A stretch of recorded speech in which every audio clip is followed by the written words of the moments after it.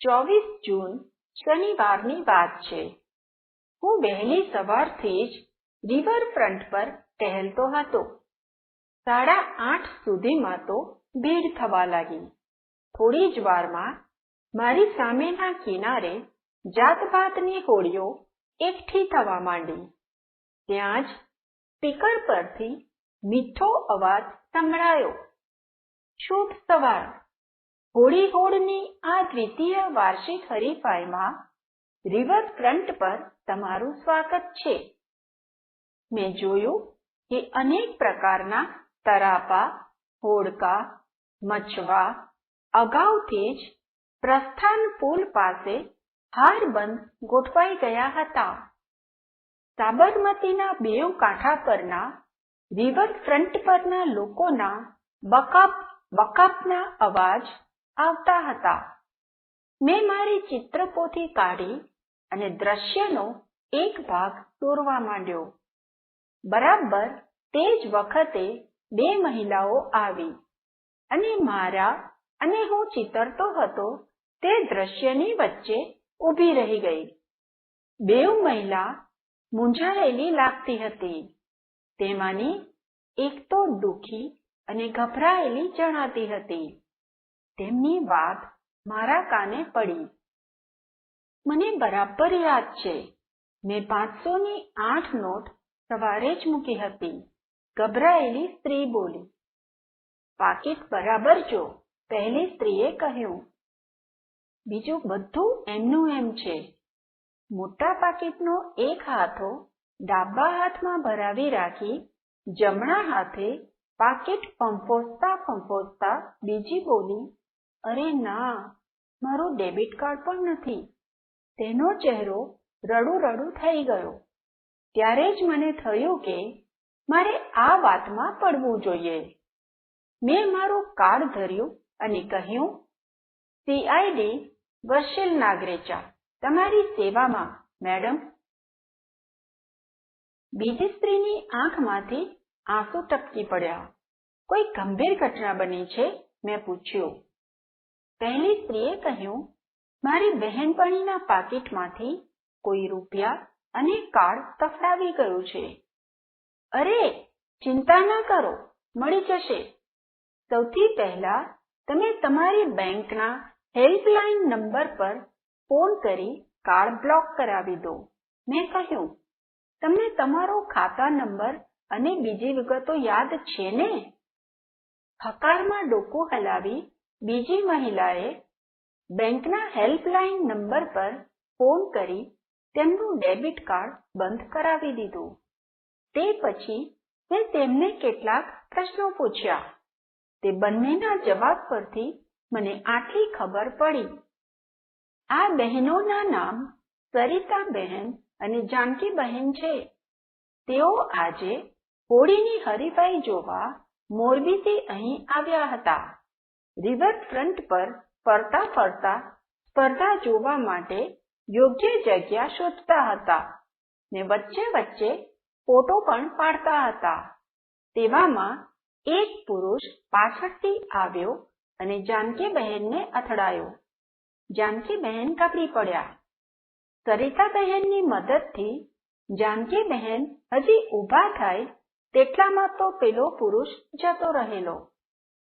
મેં વધુ જાણકારી મેળવવા પૂછ્યું કે અથડાયો ત્યારે શું થયું હતું તે વિગતથી કહો. તે સોરી એમ બબડેલો. જાનકીબેને કહ્યું, એટલે મને ઘણીવાર લાગ્યું કે તે ભૂલમાં અથડાયો છે, પણ તેના ઢંગ પરથી તે ખરેખર દિલગીર હોય તેમ લાગતું નહોતું. તેણે પાછળ ફરીને અછડતી નજર ફેંકી હોય તેમ લાગ્યું. પણ ત્યારે હું કપડાં ખંખેરી ઊભી થઈ રહી હતી. પછી મને ખ્યાલ આવ્યો કે મારું પાકીટ ખુલ્લું હતું અને તેમાંથી કેટલીક વસ્તુઓ વેરાઈ ગયેલી. નીચે પડેલી વસ્તુઓ પાકીટમાં મૂકવા જતા ખ્યાલ આવ્યો કે અંદરની ચેન પણ ખુલ્લી હતી. તે 500ની 8 નોટો ફેરવી ગયેલો. અને ડેબિટ કાર્ડ પણ ખરું ને? મારા પ્રશ્નના જવાબમાં તેણે 2 આંસુ ટપકાવ્યા. એટલે મેં સરિતાબહેનને પૂછ્યું, તે સોરીવાળા જેન્ટલમેનનો દેખાવ કહી શકો? પરંતુ બેવમાંથી એક પણ મહિલા તેના ચહેરાનું બરાબર વર્ણન કરી શકી નહીં. અસલમાં તેઓએ તેનો ચહેરો જોયો જ નહોતો. તેમણે સોરી મેનની પીઠ જોઈ હતી અને તે પાછળથી કેવો દેખાતો હતો તે બંનેને યાદ હતું. જાનકીબહેન આંસુ લૂછે એટલી વારમાં સરિતાબહેને વર્ણન ચાલુ કર્યું. તેણે ઊભી લીટીઓવાળું ગુલાબી શર્ટ પહેરેલું હતું અને તેના લાંબા વાળમાં મહેંદી લગાવી હોય એમ લાગતું હતું. પછી અચાનક કંઈક યાદ આવ્યું હોય તેમ બોલ્યા, એક મિનિટ, મેં ચાલતા ચાલતા કેટલાક ફોટા લીધા છે, તેમાં જોઈએ. બંને બહેનપણીઓ મોબાઈલમાં ફોટો તપાસવા લાગી. જે ફોટોમાં તે પુરુષ અથડાઈ ગયેલો દેખાતો હતો તે ફોટો હાથ લાગ્યો. જોકે ફોટો પાડતી વખતે સરિતાબહેનનો હાથ સ્થિર નહીં હોય એટલે ફોટો ધૂંધળો હતો, પણ બંનેએ ખાતરીપૂર્વક કહ્યું કે તે જ પાકીટમાર છે. તે પુરુષે ઊભી લીટીઓવાળું ગુલાબી શર્ટ પહેરેલું, આગળથી તેને ટાલ હતી અને તેના લાંબા વાળ મહેંદી લગાવેલા હોય તેવા લાગતા હતા. મેં તે ફોટો મારા મોબાઈલમાં લઈ લીધો. તેના પરથી ચિત્રપોથીમાં ફટાફટ એક મોટું રેખાચિત્ર બનાવી નાખ્યું. ચિત્રમાં તે પુરુષની પીઠ અને માથાનો ભાગ બરાબર ઉપસી આવેલો એ સ્પષ્ટ પડી શકાતું હતું. આમ તો પુરુષ સરળતાથી ઓળખી શકાય તેવો લાગતો હતો. મારો શનિવારી પાકીટમાર કંઈક આવો દેખાતો હતો. ઊભી લીટીવાળું ગુલાબી શર્ટ, મહેંદીથી રંગાયેલા લાંબા વાળ અને આગળથી ટાલ. તેને જૂની ફેશનની મોટી મૂછ પણ હશે એમ પણ લાગતું હતું. જો તે હજી આ ભીડમાં પોતાની કલા અજમાવતો હોય તો પણ તેને શોધવો એ મુશ્કેલ નહોતું. મેં સરિતાબહેન અને જાનકીબહેનને 1 કલાક પછી મુખ્ય પ્રવેશ દ્વાર પાસે મળવા કહ્યું. મને હતું કે ત્યાં સુધીમાં તો હું શકમંદને પારખી જ લઈશ. હવે શું થશે? ચર્ચા કરો.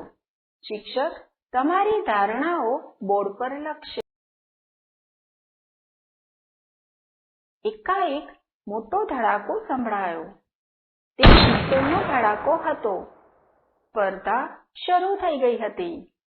લોકોના અને હોડી ચલાવનારાઓના અવાજથી વાતાવરણ ભરાઈ ગયું. જોર લગા કે, હજી જોરથી, શાબાશ જેવા અવાજો અને ચીસો સંભળાતા હતા. લોકોના ટોળા હોડીની સાથે કિનારા પર દોડાદોડ મચાવતા હતા. અમે રિવરફ્રન્ટથી પશ્ચિમ ભાગે હતા. ત્યાં હકડે ઠેઠ જમા થયેલી ભીડ કોઈ જડ 2 સલાખ દિવાલ જેવી હતી. મેં તે દિવાલને સમાંતર ચાલવું શરૂ કર્યું. લગભગ 15 મિનિટ ચાલ્યા પછી ઊભી લીટીવાળું ગુલાબી શર્ટ મારી નજરે પડ્યું. હું તરત જ લપાતો છુપાતો તેની નજીક સરક્યો. મેં મારા ચિત્ર સાથે તે માણસની પીઠની સરખામણી કરી. મારા ચિત્ર સાથે તે એકદમ મળતી આવતી હતી. આ જ પેલો શકમંદ સોરી મેન છે, હું મનોમન ખુશીથી બોલી પડ્યો. તે મારો વર્ષો પહેલાનો મિત્ર હોય તેમ તેની સાથે વાત શરૂ કરવાનો મેં પ્લાન કર્યો. તે માણસ સાથે વાત કરવા મેં તેના ખભા પર ટપલી મારી. હેલો કેપ્ટન કિશન, મેં ઉત્સાહથી કહ્યું. તે મારી તરફ ફર્યો. યાદ છે, આપણે કોલેજના બીજા વર્ષમાં એક જ ક્લાસમાં હતા ને તું કોલેજની ક્રિકેટ ટીમનો કેપ્ટન હતો. તે બોલ્યો સોરી ને વિચિત્ર રીતે મારી સામે જોયું. મિસ્ટર, મારું નામ વિજય ટંડેલ છે ને હું હોડી હંકારનારાનો કોચ છું. હવે મેં સોરી કહ્યું કેમ કે તેના મોઢા પર મૂછ ગાયબ હતી. શક્ય છે તેણે ખોટી મૂછ ચોંટાડી હોય અને ગુનો આચર્યા પછી ખિસ્સામાં મૂકી દીધી હોય. મને વિચાર આવ્યો, પણ મૂછ ચોંટાડ્યા કે ઉખાડ્યાની કોઈ નિશાની તેના હોઠની ઉપરના ભાગે દેખાતી નહોતી. વળી વિજય પાકીટમારીના ઘટના સ્થળે ન હોવાનો એક બીજો પુરાવો પણ હતો. મારી સાથે વાત કરતા કરતા તેણે હાથમાંની કોબીજના પાનમાં વીંટાળેલી નવા પ્રકારની દાબેલીનું બટકું ભર્યું. બાજરીના પાવમાં સેન્ડવીચનો મસાલો ભરેલી તે દાબેલી આ સ્પર્ધાની વિશેષતા હતી. વિજય થોડીવાર પહેલા જ મુખ્ય પ્રવેશદ્વાર પાસેના સ્ટોલ પરથી લાવ્યો હોવો જોઈએ, કેમ કે તેમાંથી હજી વરાળ નીકળતી હતી. મને ખ્યાલ આવવા માંડ્યો કે તેણે ગુનો આચર્યો નથી. ગુનો થયો ત્યારે તે ઘટના સ્થળથી ઘણો દૂર હતો. હવે શું થશે? ચર્ચા કરો. શિક્ષક તમારી ધારણાઓ બોર્ડ પર લખશે. સોરી વિજય, તમારી ટીમને ઓલ ધ બેસ્ટ કહી હાથ મિલાવી એને છોડી હું આગળ વધ્યો. પેલી મહિલાઓને શું જવાબ આપીશ તેવો વિચારતો હતો ત્યાં થોડેક આગળ જ મને ઊભી લીટીવાળું ગુલાબી શર્ટ પહેરેલો બીજો માણસ નજરે ચડ્યો. તે ભીડથી અલગ એકલો ઊભો હતો.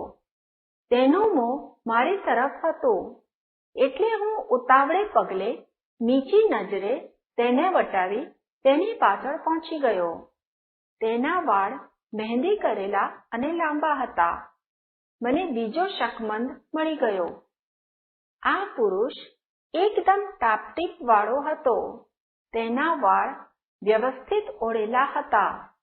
તેના બૂટ આજે કરેલી પોલિશથી ચમકતા હતા.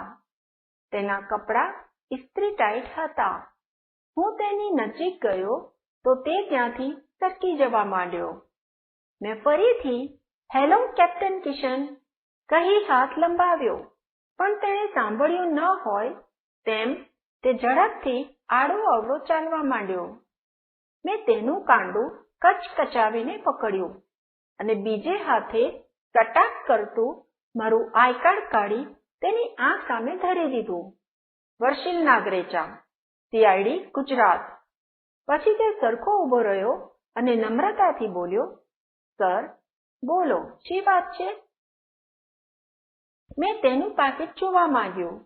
તેનું નામ સોમુ સાંગી હતું અને તેના પાકીટમાં 500 રૂપિયાની કડકડતી 8 નોટ પણ હતી.